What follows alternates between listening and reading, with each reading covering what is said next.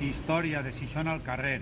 Ens trobem al carrer La Sarga, on estava la fàbrica d'Emilio G. Mira. Emilio García Mira va fundar a començaments de la dècada de 1920 una fàbrica de terror que continua en l'actualitat. Part del seu arxiu ha servit per organitzar diferents exposicions en la Fira de Nadal. Va ser l'any 2013 on li van dedicar una exposició monogràfica. Ara a continuació podreu veure el vídeo que van gravar.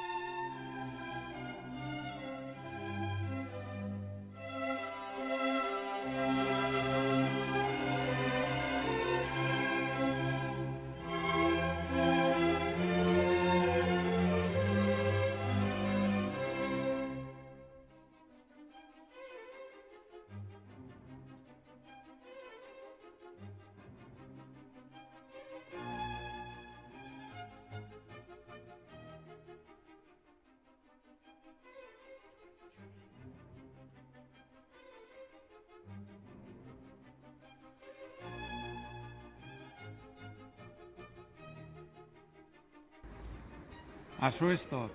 Si vols saber-ne més, busca en Facebook la pàgina Cronista Xixona.